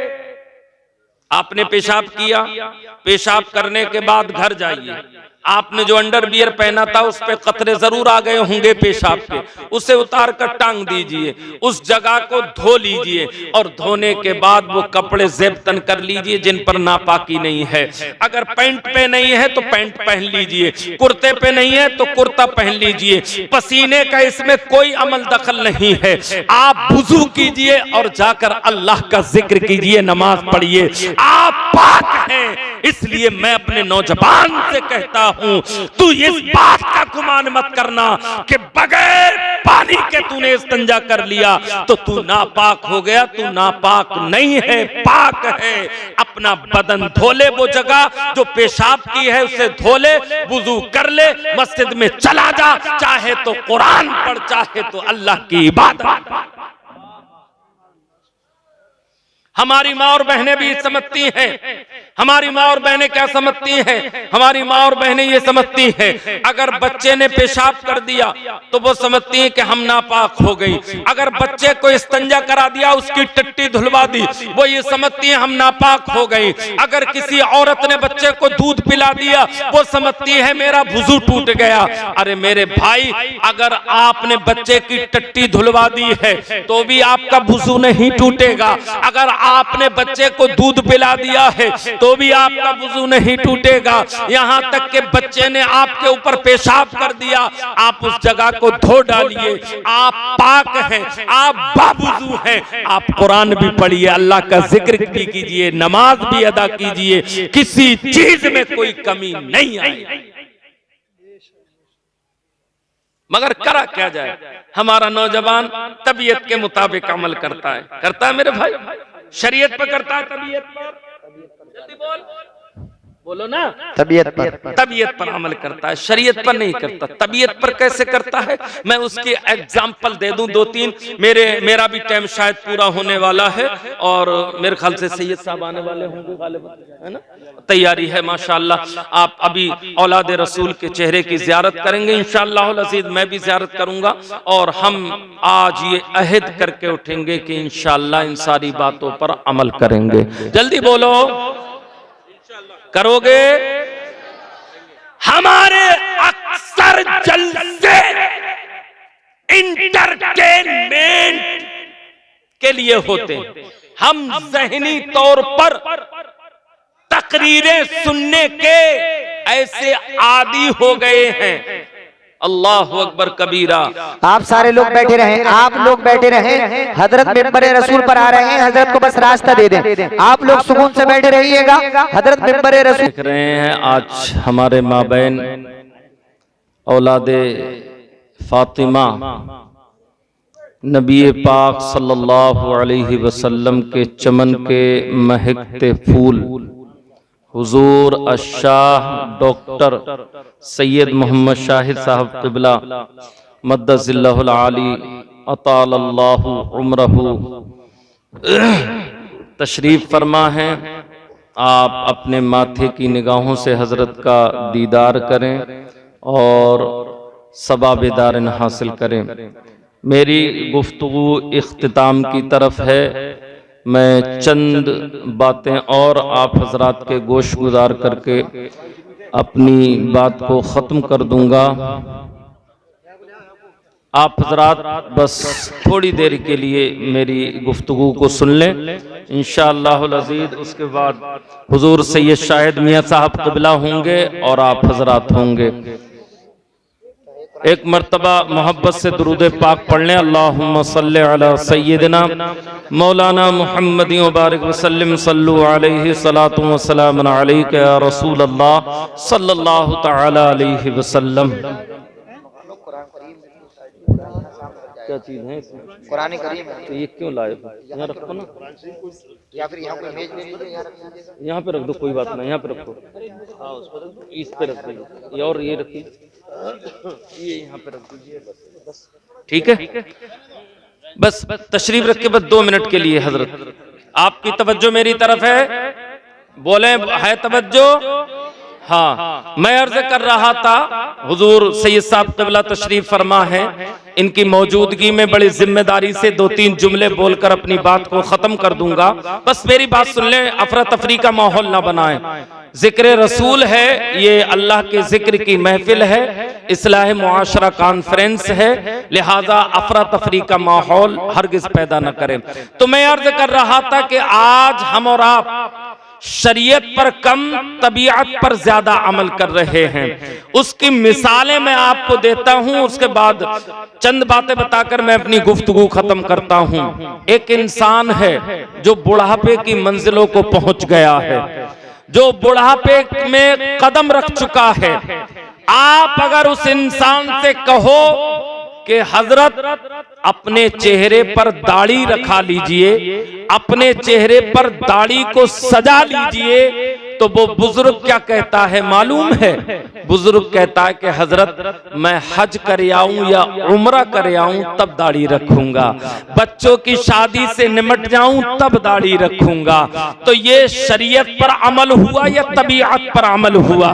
शरीयत तो 1450 साल से पुकार पुकार कर कह रही है दाढ़ी रखना नबी की सबसे प्यारी सुन्नत है, मगर हमारा नौजवान है, हमारे बुजुर्ग हैं, दाढ़ी रखने से कतराते हैं, दाढ़ी रखने से अपने आप को दूर रखते हैं। अल्लाह अकबर कबीरा कबीरा। दाढ़ियां हम छिलाकर नालियों में गटर में बहाते रहते हैं। दाढ़ी के एक एक बाल पर कितने नूरानी फरिश्ते हैं, कभी आपने इस पर गौर नहीं किया होगा। तो मैं इसीलिए कहता हूं कि आप शरीयत पर अमल नहीं तबीयत पर अमल करते हैं। एक दिन में 5 नमाजें हर इंसान पर जो बालिग है फर्ज है, मगर कभी आप मगरिब की पढ़ लेते हो, कभी आप असर की पढ़ लेते हो। पीर साहब तशरीफ ले आए, इनको दिखाने के लिए टोपी सर पे रख के मस्जिद में चले गए ताकि पीर साहब ये न कहे कि ये मेरा मुरीद बेनमाजी है। मेरे भाई, ऐसी नमाजें अल्लाह को कबूल नहीं है जो दिखावे के लिए हो। मैंने अर्ज किया था इबादत अल्लाह को वही कबूल है जो इबादत सिर्फ रज़ाए इलाही के लिए की जाए, अल्लाह को राजी रखने के लिए की जाए। आज एक मसला और मैं बताकर जाऊंगा अपने नौजवानों को। तो अब मैं आपसे पूछता हूं ये शरीयत पर अमल हुआ या तबीयत पर? तब ये शरीयत तो ये कह रही थी 5 वक्त की नमाज फर्ज है, मगर आपकी तबीयत ने सिर्फ एक टाइम की नमाज पढ़ी है। शरीयत कह रही थी गाली मत बक, मगर हाल क्या है? चचा भतीजे को गाली दे रहा है, भतीजा चचा को गाली दे रहा है, देवर भाभी को बुरा कह रहा है, भाभी देवर के साथ मजाक कर रही है। ये कैसा शरीयत के साथ खिलवाड़ है? ये कैसा शरीयत के साथ खिलवाड़ किया जा रहा है?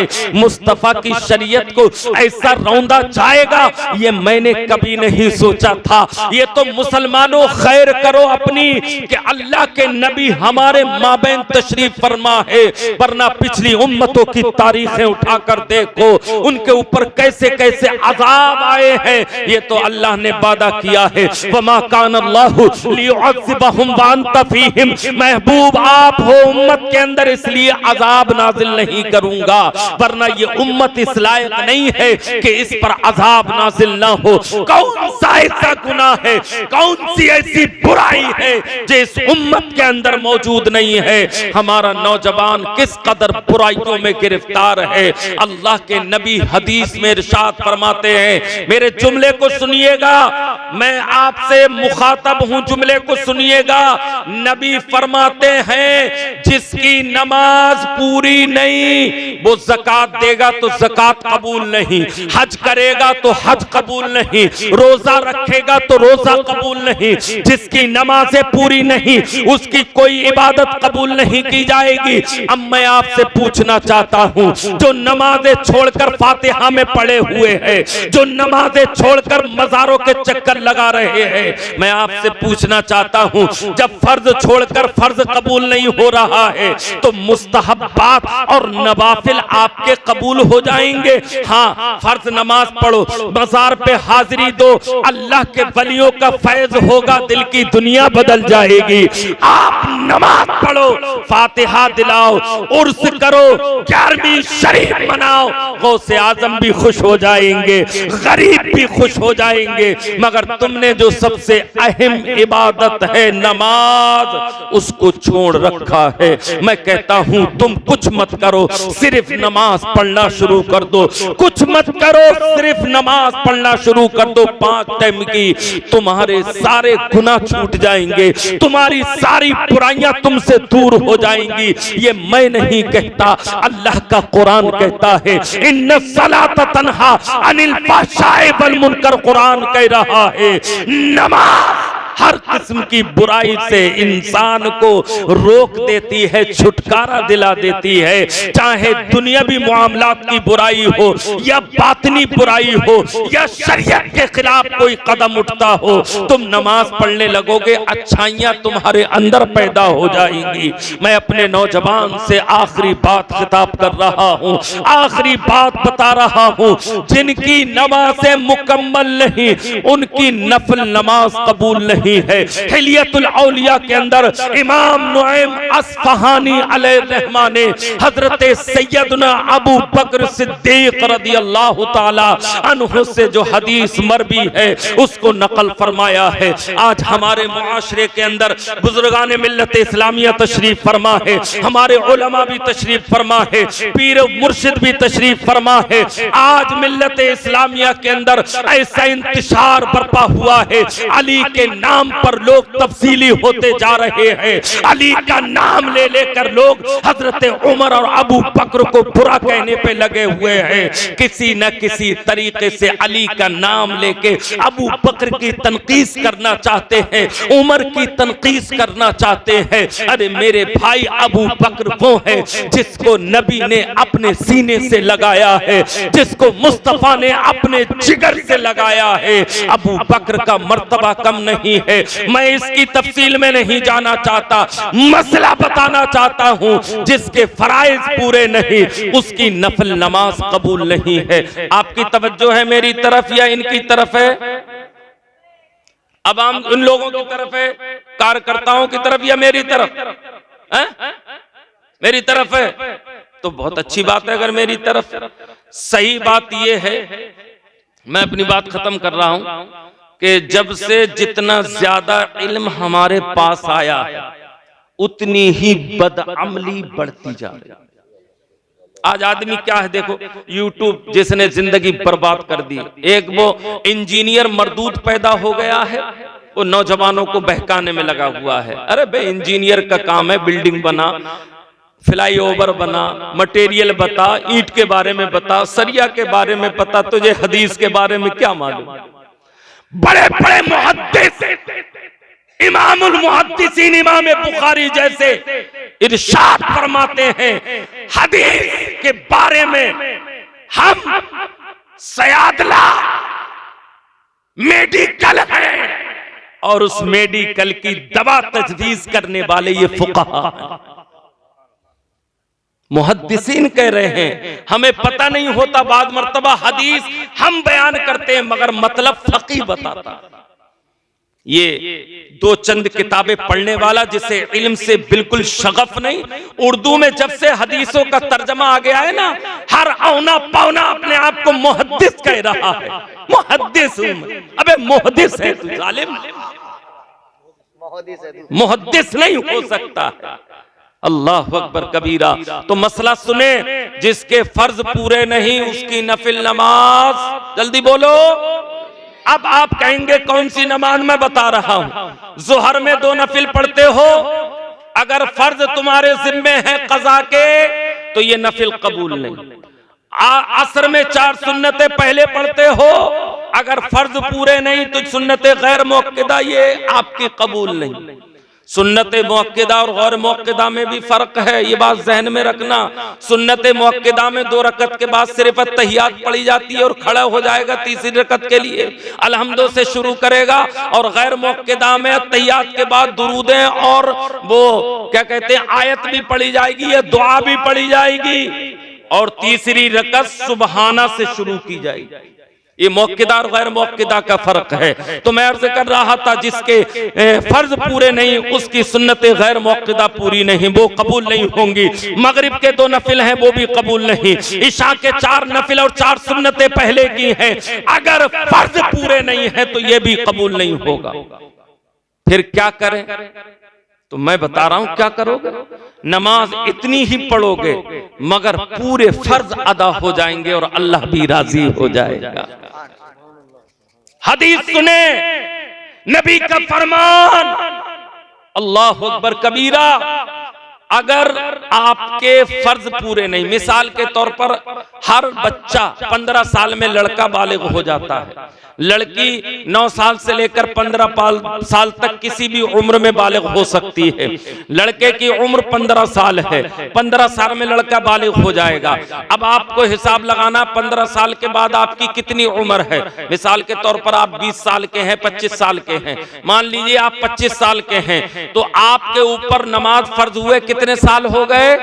10 साल हो गए। अब आप अपनी 10 साल की नमाजों का हिसाब लगाएं, अंदाजा करें कि अगर मैं अपनी सारी नमाजें जोड़ूं तो कुल नमाजें मेरी कितने साल की हो जाएंगी और कितने साल की मेरे ऊपर बाकी होंगी। तो एक नौजवान ने हिसाब जोड़ा और सोचने लगा कितनी हो गई। मिसाल के तौर पर तो उसने सोचा कि मेरी 8 साल की नमाजें छूटी हुई हैं, 2 साल की पूरी। सिर्फ कितने साल की? 10 साल में। ये एग्जाम्पल बता रहा हूं, हर एक अपनी उम्र का हिसाब लगा लेना। अब 2 साल की पूरी है, 8 साल की पूरी नहीं। अब आज से नियत कर लो। मैं ये बात इसलिए बताकर जा रहा हूं ताकि आपकी सारी चीजें कबूल हों। अगर नमाज नहीं पढ़ी तो कुछ भी कबूल नहीं होगा। ये दिमाग में बिठा लेना अच्छी तरीके से। ये नबी की हदीस है, हदीस। आप मस्जिद में पैसा दे रहे हो, आप फला को पैसा दे रहे हो, फला को लुटाने में लगे हुए हो, देगे पकवा रहे हो, ये कर रहे हो, वो कर रहे हो। अल्लाह नहीं पूछेगा तुमसे देगे बनाई थी या नहीं बनाई थी। अल्लाह पूछेगा जो फर्ज किया था वो किया था अदा या नहीं किया।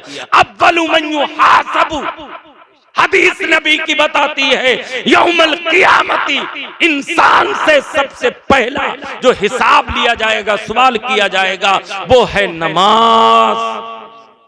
नमाज के बारे में पूछा जाएगा।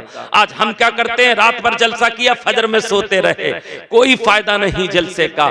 हमने जलसे में उलमा के बयान सुने, बड़े नारे लगाए, बड़ी दादे दी, पैसे लुटाए, मुफ्ती साहब को नजराना दिया, खूब बढ़िया करके खुश कर दिया ताकि ये जाके लोगों की तारीफ करें। चंदोसी के लोग बहुत पैसा लुटाते हैं, कोई फायदा नहीं। एक पैसा मत दो आप मुझे, एक पैसे की मुझे जरूरत नहीं है, तुम्हारी किसी दौलत की जरूरत नहीं है। बस मुझे एक चीज की जरूरत है, तुम मेरे नबी के गुलाम बन जाओ और नबी से मोहब्बत कर लो।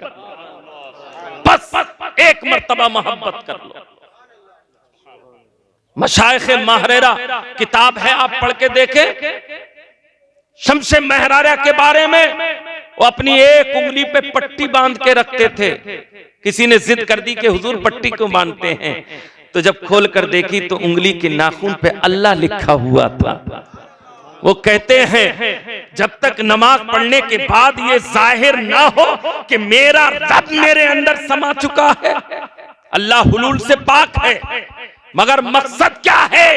अल्लाह के जलवे जब तक इंसान की निगाहों के सामने ना हो, उस इबादत का मजा ही कुछ नहीं। हालांकि अल्लाह, ये मत समझ लेना कि अल्लाह हद जैसे शियों का अकीदा है कि हुलूल कर गया हजरत अली के अंदर। नहीं, अल्लाह हुलूल से पाक है, जमीन से पाक है, मकान से पाक है। ऊपर वाला भी अल्लाह को कहना जायज नहीं है। लोग कहते रहते हैं ऊपर वाला जाने, ऊपर वाला कहना हराम, और अकीदा रखेगा तो काफिर हो जाएगा।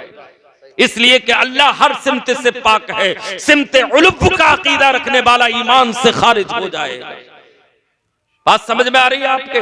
तो इसलिए मैंने पढ़ा है, शम्से महरारा के पास एक शख्स गया और कहने लगा मेरे दिल में अल्लाह की मोहब्बत नहीं जाग रही है, कोई तरीका बता दो। तो शम्से महरारा ने कहा कोई बात नहीं है, बैठो।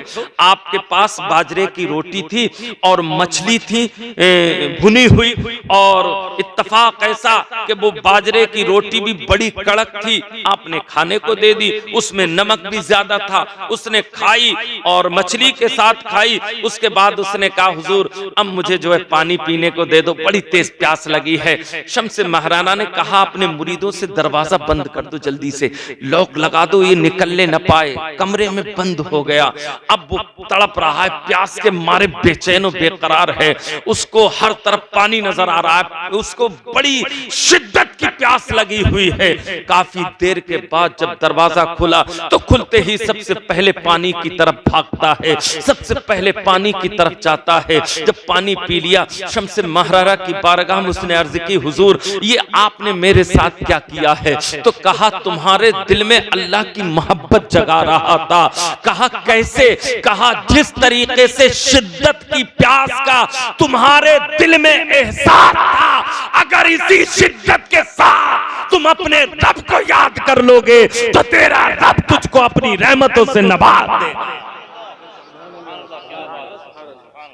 मगर क्या हो गया हमारा नौजवान, तेरे दिल में आखिर नबी की मोहब्बत क्यों पैदा नहीं हो रही? क्यों तेरे दिल में नबी का इश्क पैदा नहीं हो रहा है? मैं आखिरी बात कह रहा था, तो करना क्या है हमें? अपनी जिंदगी का हिसाब लगा के 8 साल की नमाजें छूट गई, आज से नियत कर लेंगे कि हम आज से हर नमाज के साथ एक कज़ा नमाज पढ़ेंगे। क्या पढ़ेंगे? कज़ा नमाज। उसका तरीका क्या होगा? फजर की नमाज पढ़ने गए, आपने 2 सुन्नतें पढ़ी, 2 सुन्नतों के बाद 2 फर्ज कज़ा के पढ़ लो, ठीक है? तारीख डाल देना, 8 साल तक पढ़ना है। 2 फर्ज पढ़ लिए, ज़ोहर में गए आप, आखिर के 2 नफिल छोड़ दो, उसकी जगह 4 फर्ज कज़ा के पढ़ लो। 2 नमाजें हो गई पूरी।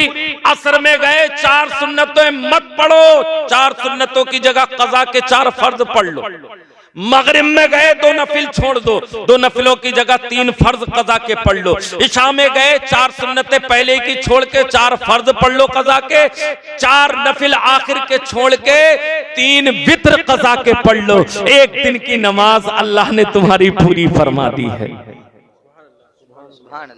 है ये नहीं तरीका? अच्छा, इसको इसमें भी डिस्काउंट मिला हुआ, सुभान अल्लाह बोल। क्या मिला हुआ है? डिस्काउंट मिला हुआ है। क्या मिला है? तो कहते हैं अगर किसी इंसान पर ये गिरा गुजरता है को इतनी लंबी तिलावत ना कर पाए तो उसके लिए सबसे बेहतर तरीका क्या है? कज़ा नमाज अदा करने का। डायरेक्ट नियत करे और नियत में भी ये कहे कि जो सबसे पहली कज़ा। आप सोच रहे होंगे कज़ा नमाज की नियत कैसे होगी? नियत की मैंने 2 रकत नमाज फर्ज जो सबसे पहले फजर के कज़ा हुए, वास्ते अल्लाह ताला के मुंह में रखा भी शरीफ तरफ अल्लाह अकबर। हर नमाज में ये कहा जाएगा जो सबसे पहले, जो सबसे पहले, जो सबसे पहले। एक दिन की पूरी होगी फिर भी यही कहा जाएगा जो सबसे पहले कज़ा हुए। बात समझ में आ गई?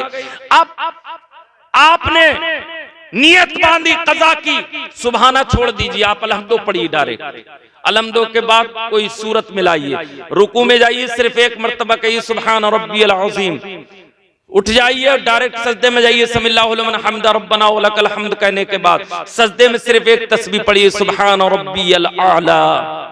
क्या पढ़ोगे? तुम्हारे बस की है ये आला पढ़ने का? तुम्हारा तो बस का मैं बता रहा हूं, सुब्हान रब्बी आला, यही पढ़ते हो ना?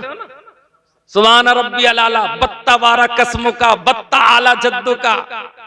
ये बत्ता आला और बत्ता बारा क्या मुसीबत है? अल्लाह रहम फरमाए, मेरे कौम को हिदायत अता फरमाए।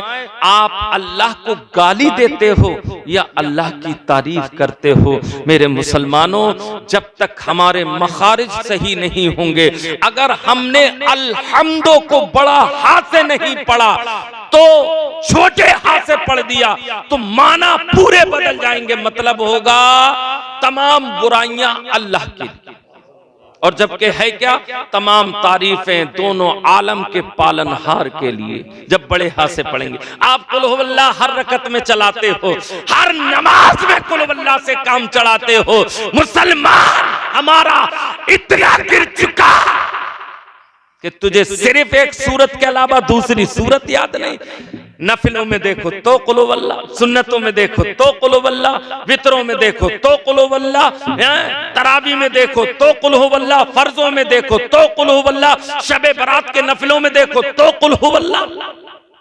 अल्लाह की सबसे बेहतरीन तारीफ इसी सूरत के अंदर है, कुल हुवल्लाह के अंदर। मगर ये कहीं नहीं लिखा है कि सिर्फ कुल हुवल्लाह से काम चलाते रहो, सिर्फ दुआए कनूत याद मत करना, रब्बना आतिना से काम चला लेना, ये कहीं नहीं लिखा है। एक मुसलमान जब 10-10, 20-20 गाने याद कर सकता है तो चंद सूरतें अलम तरा से याद नहीं कर सकता है? क्यों नहीं कर सकता? कर सकता है मगर करना नहीं चाहता, क्योंकि दुनिया इतनी ज्यादा गालिब है, दुनिया इतनी ज्यादा गालिब है, इसकी वजह से वो दीन की तरफ तवज्जो कम कर रहा है। तो मैं अर्ज कर रहा था, डिस्काउंट मिल गया आपको, एक एक मर्तबा तस्बीह पढ़नी है, उसके बाद दूसरी रकत के लिए खड़े होना है, फिर अलहम्दो पढ़ना, सूरत पढ़ना, एक एक तस्बीह करके सजदा करना है, अत्तहियात पढ़नी है, तीसरी रकत के लिए खड़े होना है, तीसरी रकत में सिर्फ सुबहान अल्लाह कह दो। क्या कह दो? सुबहान अल्लाह, हो गई रकत। फिर रुकू सजदा करो, फिर चौथी रकत के लिए खड़े हो, फिर सुबहान अल्लाह कह दो, रुकू सजदा कर लो, हो गई रकत। फिर अत्तहियात पढ़ के सिर्फ अल्लाहुम्मा सल्ली अला मुहम्मद कह के सलाम फेर दो, आपकी कज़ा नमाज एक वक्त की मुकम्मल हो गई। बात समझ में आ गई होगी इंशाअल्लाह। हाथ जोड़कर मैं कहता हूं, खुदारा अल्लाह ने सिर्फ देखो जानवरों को भी नहीं कहा तुम मेरी इबादत करो, सिर्फ तुमसे कहा। क्यों? कि तुम्हें अल्लाह ने अक्ल दी, अक्ल दी है।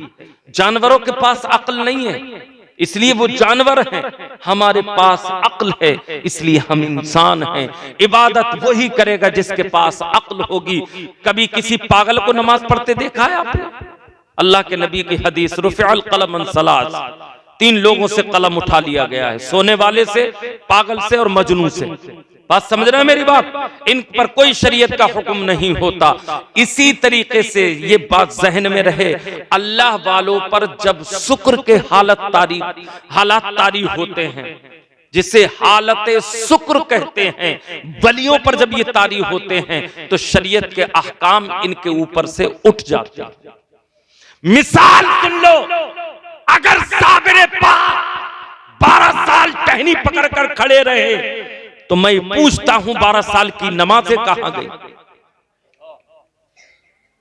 बताओ। तो शरीयत कहती है जिसको अपना होश नहीं, जिसके पास अक्ल है ही नहीं, जो अपना अक्ल खिरत दिलो दिमाग सब कुछ अल्लाह के सुपुर्द कर चुका है, उसकी मोहब्बत में फना कर चुका है, उस पर शरीयत का कोई कानून लागू नहीं होता। और हाँ, जब हालत साहिब में अल्लाह का वली होता है तो नमाजें भी पढ़ता है, रोजे भी रखता है, पूरी पूरी रात अल्लाह की इबादत करता है, सजदे में अपनी जिंदगी गुजार देता है। लिहाजा आप हजरात से गुजारिश है कि जो बातें आपने सुनी उन पर इंशाअल्लाह अमल करेंगे। जल्दी बोलो, अमल करेंगे। अब मैं थोड़ा सा टेस्ट ले लूं, अमल करोगे या नहीं करोगे? टेस्ट ले लूं। हम सब नबी के नाम पर जान दे सकते हैं? दे सकते हैं? गर्दन कटा सकते हो? ए झूठ बोल रहा है, झूठ बोल रहा है, नहीं कटा सकते हो। अच्छा, जान अगर नहीं नबी कहे मेरे नाम पर दाढ़ी रखो, रखोगे? हाथ उठा के बताओ। सुबहान अल्लाह। अल्लाह इन उठे हुए हाथों की लाज रख ले। हजरत दुआ कर दे इन हाथों के लिए, अल्लाह इन उठे हुए हाथों की लाज रख ले। मैं आपसे वादा करके जाता हूं, अगर आपने मेरे वादे को सच करके दिखाया और आपने चेहरों पे दाढ़ियां रखाकर नमाजों की पाबंदी करी, मैदान हश्र में अगर तुम्हारी नेकियां कम पड़े और मेरी नेकियों से काम चले तो मैं अपनी नेकियां देने के लिए तैयार हूं।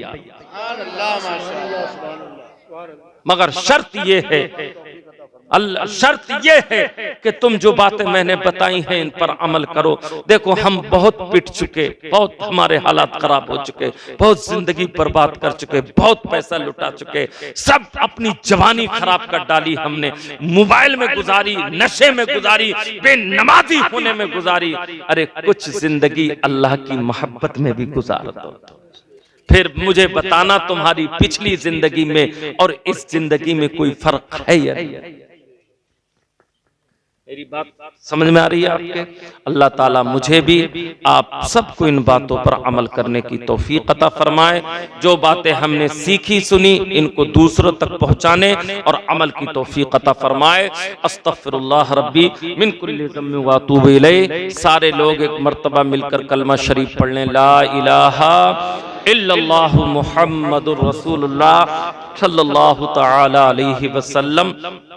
आज ही तौबा कर लेना इसी वक्त, चूंकि आप जब इसी वक्त तौबा करोगे तो एक दूसरे के लिए गवाह बन जाओगे। क्या बन जाओगे? गवाह बन जाओगे। और बस मैंने खत्म कर दी तकरीर। आखिरी बात, जब कोई इंसान किसी गुनाह से तौबा कर लेता है तो ये जो फरिश्ते हमारे कांधे पे बैठे ना, इनके रजिस्टरों से भी मिटा दिया जाता है। आसमान और जमीन अगर हमारे गुनाह के गवाह हैं तो उनसे भी भुलवा दिया जाता है। यहां तक के मैदान हश्र में हम ऐसे आएंगे उस गुनाह के बारे में हमारे कोई जानता ही नहीं होगा, अगर उस गुनाह से हमने सच्ची तौबा कर ली। इसलिए आज सच्ची तौबा करके एक दूसरे को गवाह बना लें। अल्लाह अमल की तौफीक अता फरमाए। वमा अलैना इल्लल बलाग। अस्सलामु अलैकुम व रहमतुल्लाहि व बरकातहू।